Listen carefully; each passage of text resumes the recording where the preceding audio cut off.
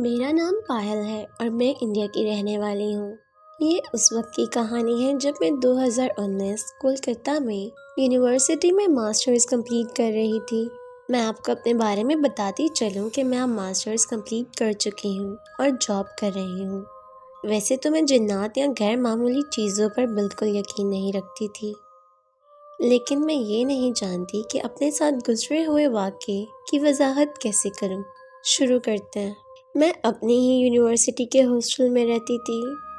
ہمارے ہاسٹل کا یہ اصول تھا کہ ایک کمرے میں 2 لڑکیاں رہتی تھیں۔ ایک رات میں اور میری روم میٹ رات کے کھانے کے بعد معمول کے مطابق سونے کی تیاری کر رہے تھے۔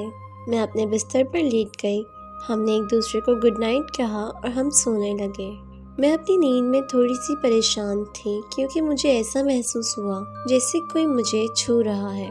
میں نے تھوڑی سی آنکھیں کھولی تو میرا وحشت کے مارے برا حال تھا۔ میں نے دیکھا کہ ایک سیاہ نما شخصیت جو کہ میرے بستر کے پاس بیٹھی میرا منہ چاٹ رہی ہے۔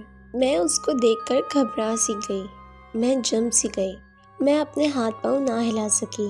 میں اپنے بیڈ پر بے حرکت لیٹی رہی۔ میں اس عجیب و غریب شخصیت کو دیکھ رہی تھی کہ وہ اٹھ کر دیوار کی جانب بھاگنے لگا اور اگلے لمحے غائب ہو گیا۔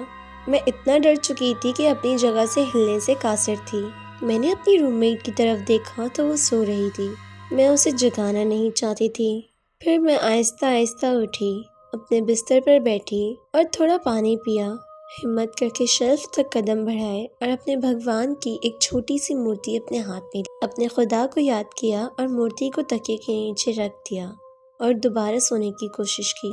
میں نے آج سے پہلے اس واقعے کے بارے میں کسی کو بتایا تو نہیں، لیکن جب بھی سوچتی ہوں تو وہ بھیانک خوفناک چہرہ میری آنکھوں کے سامنے آ جاتا ہے۔ امید کرتی ہوں آپ کو اسٹوری اچھی لگی ہوگی۔